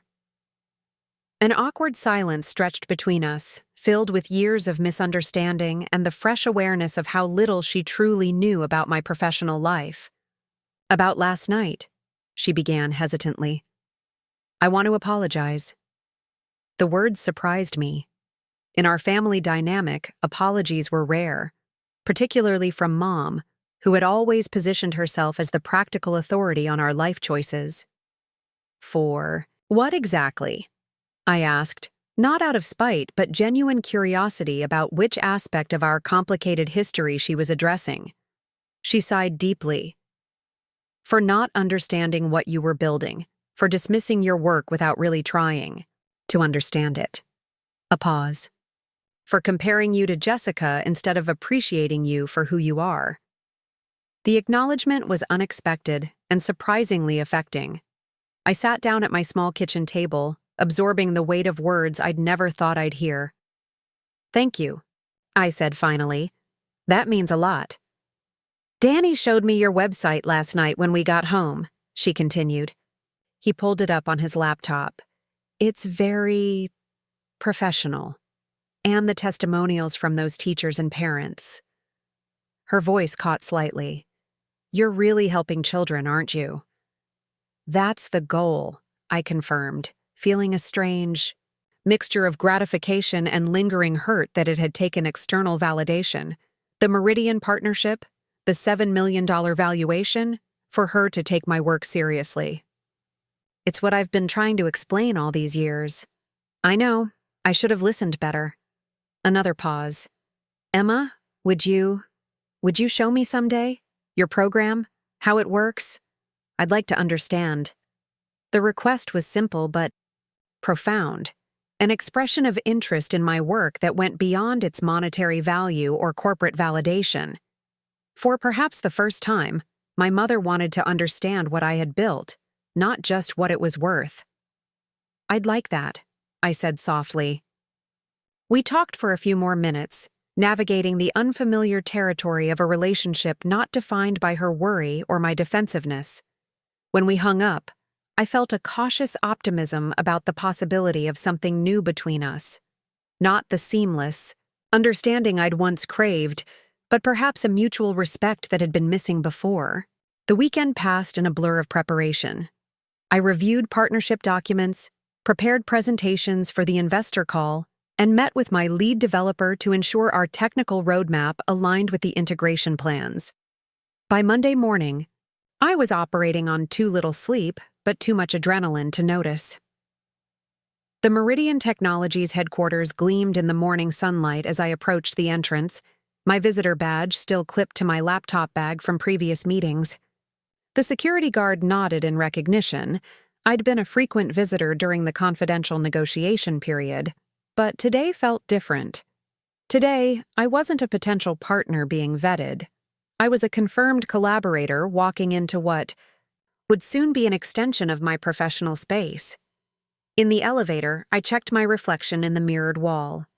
I'd dressed carefully for today's meeting, a tailored blazer over a simple blouse, professional but distinctly my own style rather than corporate uniform. I wanted to project confidence without trying to mimic the Meridian executives. Our Partnership would succeed precisely because we brought different perspectives to the table. The elevator doors opened on the executive floor, and I stepped out into the reception area. Marcus's assistant greeted me with a warm smile. "Ms. Carter, they're expecting you in the boardroom. Can I get you anything before the call? Coffee? Water?" "Water would be great, thank you," I replied, adjusting my laptop bag on my shoulder. As she led me toward the boardroom, a familiar voice called my name. I turned to see Jessica emerging from one of the corner offices, a folder tucked under her arm and a slightly uncertain expression on her face. "Emma, I thought that might be you." She approached with professional composure, though I could detect a hint of the vulnerability I'd glimpsed during our late-night conversation on my apartment steps. "Your investor call is this morning, right?" "Yes, in about 15 minutes. I gestured toward the boardroom, where several Meridian executives were already assembling. Marcus thought it would be good for me to present from here, with the technical team available for questions. Jessica nodded, her marketing director persona sliding seamlessly into place. "Makes sense. Presenting from Meridian headquarters sends a message of solidarity to the investors." "Exactly." An awkward silence fell between us. Despite our honest conversation Saturday night, we were still finding our footing in this new dynamic. Sisters who were now also professional colleagues with complicated personal history. "Well," she said finally, "good luck with the call. Though I doubt you'll need it. Marcus has been talking about your platform all weekend. Even called me yesterday to discuss preliminary marketing approaches." I raised an eyebrow. "On a Sunday?" "Apparently, revolutionary educational technology waits for no weekend." She smiled slightly. "I've been assigned as the marketing lead for the educational division rollout, by the way, directly overseeing the team that will work with your company." The news wasn't entirely surprising after Marcus's comments at the party, but the confirmation made our new professional relationship officially real. "How do you feel about that?" I asked carefully. Jessica considered the question with unusual thoughtfulness. "Professionally? It's an exciting challenge. The platform has tremendous potential, and the marketing strategy will require innovative approaches." She hesitated before adding, "Personally, I'm still processing the fact that my little sister is suddenly a business partner. It's an adjustment." Her honesty was refreshing, a sign that perhaps our late-night conversation had indeed marked a turning point in our relationship. "For what it's worth," I offered, "I think you're the right person for it. Whatever else has been between us, I've always respected your marketing skills." Surprise flickered across her face, followed by something that looked almost like pleasure. "Thank you. That actually means a lot." She glanced at her watch. "I should let you get to your call, but maybe we could grab coffee after. I'd like to hear more about the platform. Professionally speaking, I should understand exactly what I'll be marketing." The invitation was ostensibly work-related, but we both recognized it as a continuation of the bridge we had begun building Saturday night. "I'd like that," I replied. "And Jessica? For what it's worth, congratulations again on the promotion. You earned it." A genuine smile spread across her face, not the polished, professional expression she had perfected for networking events, but something more authentic. "Thanks, Em. Now go impress those investors." She continued down the hallway toward the marketing department, the click of her heels against marble flooring echoing behind her. I watched her go, reflecting on how dramatically our relationship had shifted in the span of a weekend. There was still tension, still hurt that would take time to heal, but there was also possibility where before there had been only calcified assumptions and resentment. The investor call went even better than anticipated. With Marcus and the Meridian technical team backing my presentation, the educational platform's potential seemed to expand beyond even my ambitious vision. The investors responded enthusiastically to the partnership structure, recognizing the value in combining my company's innovative technology with Meridian's infrastructure and reach. This is exactly the kind of strategic alliance we were hoping for, the lead investor commented as we concluded the call. Maintaining the educational mission while leveraging corporate resources for scale. Well done, Emma. As the boardroom emptied, Marcus lingered, an amused expression playing at the corners of his mouth. Quite a revelation at the party Friday night, he observed. I take it your sister wasn't fully briefed on our partnership discussions. I laughed despite myself. That would be an understatement. Jessica had no idea I was even in talks with Meridian, let alone on the verge of finalizing a multi-million-dollar partnership. Family dynamics are complicated, he said diplomatically. Though I must say, the look on her face when I called you boss was priceless. It certainly was memorable, I agreed, gathering my presentation materials. Though, I'm not sure ambushing her at her own promotion party was the ideal way to reveal my company's success. Sometimes the universe has its own timing. He picked up his tablet, checking his calendar. Jessica's a valuable asset to Meridian. Her marketing strategies have consistently outperformed projections. Having both Carter sisters involved in this project is a win for us. I appreciated his tactful approach to what could have been an awkward situation. We're working on establishing a new dynamic, both personally and professionally. Good, because the success of this partnership will depend on seamless collaboration between your team and our marketing division. He checked his watch. Speaking of which, I believe you're meeting with our new marketing lead this morning? Coffee with Jessica, yes, to discuss the platform from a marketing perspective. He nodded approvingly. Excellent. I'll let you get to it then. At the door, he paused. Emma, for what it's worth, I think this partnership is going to transform educational technology. What you've built is genuinely revolutionary. After he left, I stood alone in the boardroom for a moment, absorbing the surreal quality of my current circumstances. 3 years ago, I had been coding alone in my apartment, surviving on ramen and determination, explaining to skeptical friends and dismissive family why I had abandoned a conventional career path to pursue an uncertain vision. Now I was standing in the executive boardroom of a major technology company, having just successfully presented to investors who valued my work at $7 million, about to meet with my formerly condescending sister who would now be marketing my educational platform. Life had a strange way of coming full circle. I found Jessica in the company cafe on the ground floor, already seated with 2 coffee cups on the table before her. She looked up as I approached, gesturing to the chair across from her. 1 almond milk latte, she said, pushing one of the cups toward me. Still your go-to, right? I was surprised she remembered. Yes, thanks.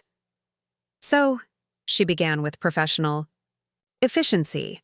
Tell me about this platform of yours. From a marketing perspective, what's the key differentiator? Why should schools and districts choose your solution over the dozens of educational technology options already on the market? For the next hour, our conversation remained firmly in professional territory. I explained the adaptive learning algorithms that formed the core of the platform, the personalization capabilities that adjusted to individual learning styles, and the data analytics that helped teachers identify intervention points before students fell behind. Jessica asked incisive questions, occasionally making notes on her tablet, her marketing mind clearly processing the information in terms of messaging strategies and market positioning.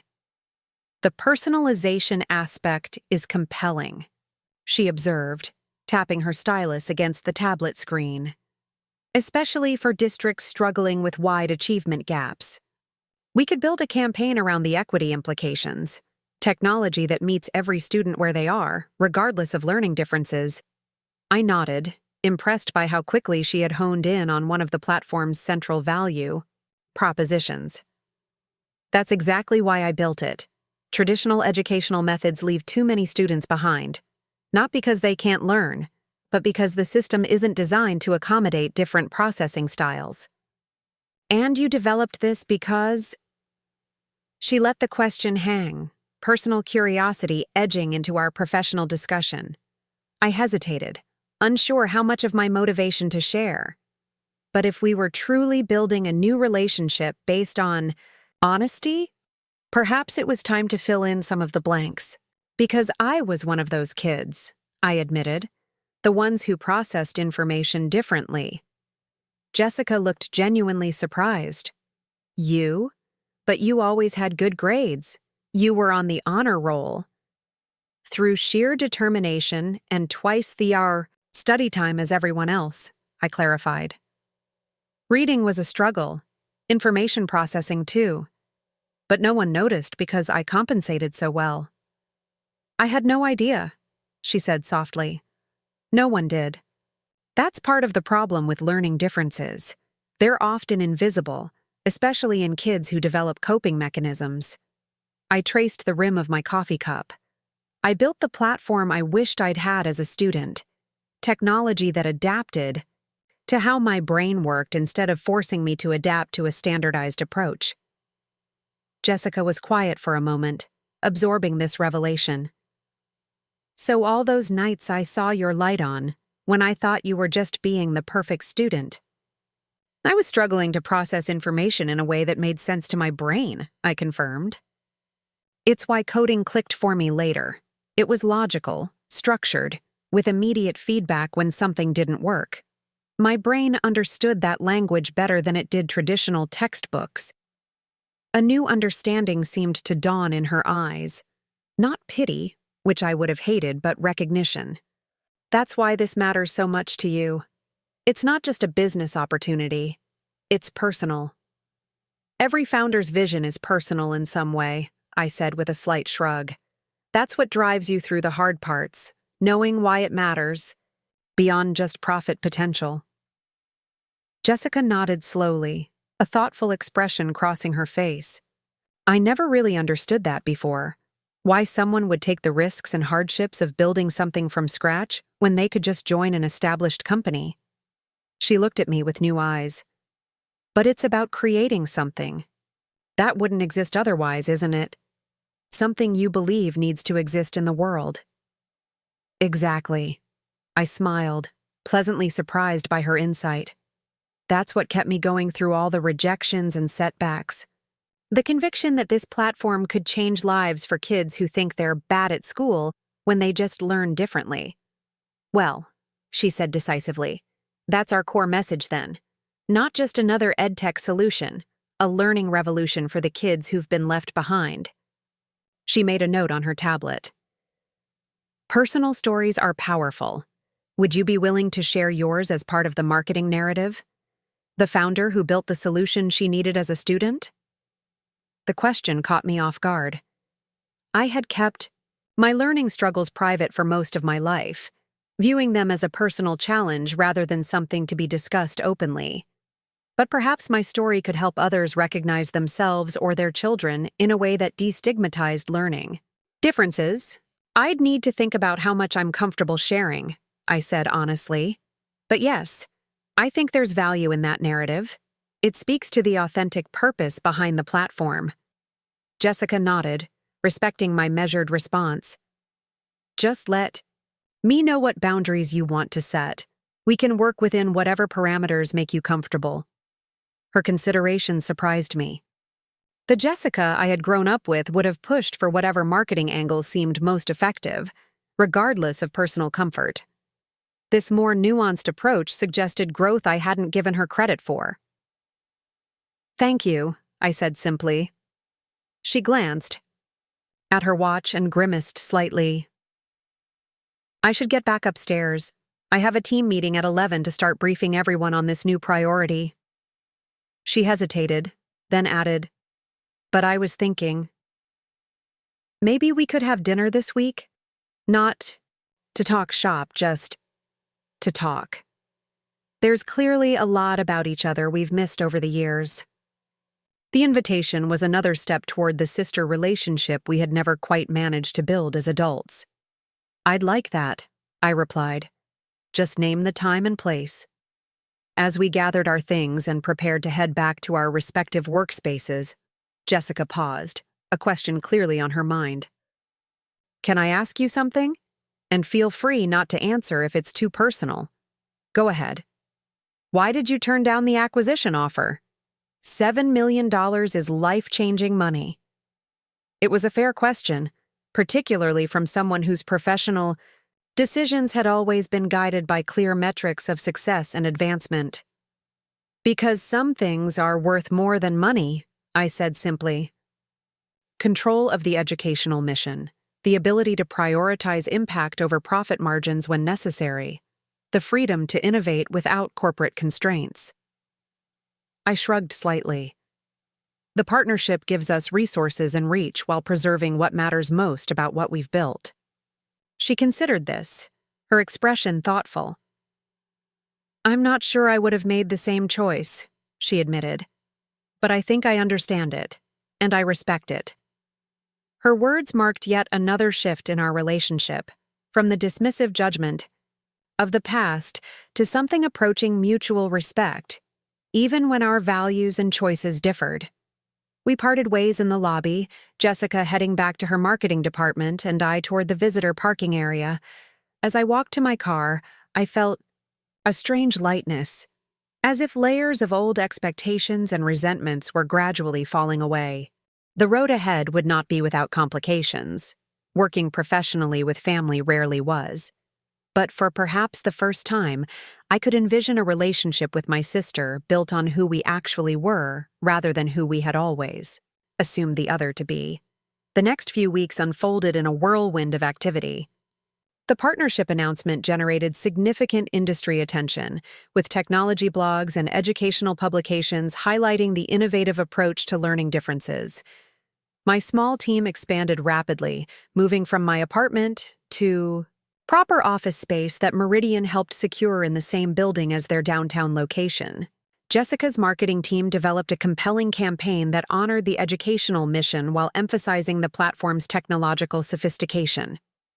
Working together professionally revealed sides of each other we had never fully appreciated.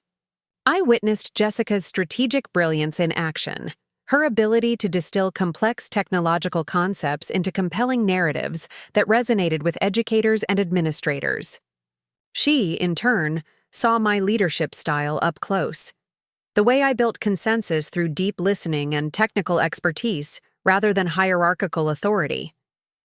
"You're different as a CEO than I expected," she commented one evening as we reviewed marketing materials in my new office. "You're not. What's the word I'm looking for?" "Authoritarian? Demanding? Difficult?" I suggested with a smile. "Insecure," she replied thoughtfully. "Most people in newly acquired power feel the need to prove themselves constantly. You just lead, without performing leadership." The observation struck me as particularly insightful coming from Jessica, who had spent years cultivating a specific professional persona. Maybe because I never expected to be here, I reflected. This company wasn't built to satisfy ego or achieve status. It was built to solve a problem I cared about. The leadership role was just a necessary means to that end. She tilted her head considering this, whereas I've been deliberately climbing the corporate ladder for years, with leadership positions as explicit goals. A slight smile. "Different paths." "Different paths," I agreed. "But maybe not as incompatible as we always thought." As the partnership solidified and our professional collaboration found its rhythm, our personal relationship continued its careful evolution as well. The weekly dinners we had begun having expanded to include occasional weekend brunches and even a shopping trip, where Jessica helped me select a more professional wardrobe for investor meetings and conference presentations. "You need to look the part without losing your authenticity," she advised, sorting through blazers with a critical eye. "No corporate uniform, but polished enough to be taken seriously." I appreciated her expertise in areas where I had never focused much attention, just as she had begun to value my technical insights and educational vision. We were learning to be sisters who supported rather than compared, who complemented rather than competed. The true test of our new dynamic came 6 weeks after the partnership announcement, when Meridian hosted a major educational technology conference. As the founder of the platform that was now the centerpiece of their educational division, I was scheduled to deliver the keynote address. Jessica and her team had orchestrated the entire event, from messaging to media coverage to the sleek presentation, materials I would use. The morning of the conference, I stood backstage, reviewing my notes one final time. Despite years of investor pitches and technical presentations, speaking to an audience of over 1,000 educators, administrators, and industry professionals triggered a flutter of nerves in my stomach. This wasn't just another business presentation. It was the official introduction of my vision to the wider educational community. Jessica appeared at my side, clipboard in hand and headset draped around her neck, every inch the polished event. Coordinator. 5 minutes to stage, she informed me, checking something off her list. Then, dropping the professional facade momentarily, "How are you feeling?" "Nervous," I admitted. "This is bigger than any presentation I've given before." She nodded, understanding. "The stakes feel higher when it's something you truly care about." Exactly. I took a deep breath, adjusting the blazer Jessica had helped me select. Professional, but distinctly my own style, not mimicking the corporate aesthetic.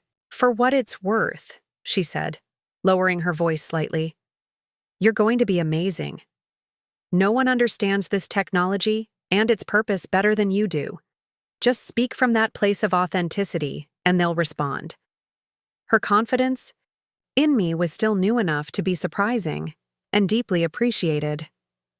"Thanks, Jess." She straightened my collar slightly, a sisterly gesture that felt both familiar and novel. "Besides," she added with a hint of her old competitive spirit, "Carters don't give mediocre presentations. It's genetically impossible." I laughed, feeling the tension ease slightly. "Is that what Mom told you too?" "Every time I had a school presentation." She smiled at the shared memory, then glanced at her watch. 2 minutes. Ready?" I nodded, gathering my notes. "Ready?" As Jessica moved away to coordinate with the stage manager, I caught sight of movement in the wings across the stage. Mom stood there, elegant in a simple dress I'd never seen before, watching with an expression of unmistakable pride. Beside her, Danny gave me a thumbs up and a grin. They had flown in for the conference at Jessica's suggestion, a surprise she had arranged as a gesture of support. The stage manager approached, touching her headset. 30 seconds, Ms. Carter." I took one final deep breath, feeling the convergence of all the paths that had led to this moment. The late nights coding, the rejections and setbacks, the moments of doubt, the breakthroughs, and perhaps most surprisingly, the transformed relationships with the family who had once misunderstood my vision so completely. As I stepped onto the stage, the bright lights, momentarily obscuring the audience, I caught Jessica's eye one last time. She nodded slightly, a gesture that contained all the changes of the past weeks, from condescension to respect, from competition to collaboration, from strangers who happened to be sisters to sisters who were finally getting to know each other. "Good morning," I began, my voice steady with purpose. "My name is Emma Carter, and I'm here to talk about how technology can transform learning for students who process information differently. This isn't just a platform we've built. It's a mission to ensure that no child ever believes they can't learn just because they learn differently." As I spoke, I could feel the audience engaging with the vision, not just the technological innovation, but the human purpose behind it. And somewhere in that room, my family was listening too, finally hearing me as I had always hoped to be heard. 6 months after the Educational Technology Conference, I sat in my expanded office overlooking the city. The wall of windows offered a view I couldn't have imagined when I was coding alone in my apartment, surviving on determination and instant noodles. Our partnership with Meridian had exceeded even the most optimistic projections, with the platform now implemented in over 200 school districts nationwide, More importantly, the data showed real results. Improved learning outcomes for students who had previously struggled in traditional educational environments. A knock at my door interrupted my reflection. Jessica entered without waiting for a response, a habit that would have irritated me once but now felt like comfortable familiarity. She carried 2 coffee cups and a folder tucked under her arm. "Thought you could use this," she said, placing one of the cups on my desk. "You've been holed up in here since dawn." "The Stanford research study," I explained, gesturing to my computer screen where I'd been reviewing preliminary findings. "They've been tracking implementation in California districts. The results are even better than we anticipated." Jessica smiled, settling into the chair across from me. "Of course they are. That's what happens when passionate expertise meets strategic distribution." She opened the folder she'd brought. "Speaking of which, the Q3 marketing report is ready. We've hit every benchmark, and the education conference in Chicago next month is already sold out." I took a sip of the coffee. Almond milk latte, exactly how I liked it. 6 months ago, I would have been surprised by this thoughtful gesture. Now it was just one of many ways Jessica demonstrated that she was finally seeing me clearly. "Mom called this morning," I mentioned, setting down the cup. "She's been volunteering with that after-school program, helping kids use the platform. Says she's becoming quite the tech expert." Jessica laughed. "Who would have thought? Mom advising teachers on adaptive learning technology." She shook her head slightly. "She's proud of you, you know.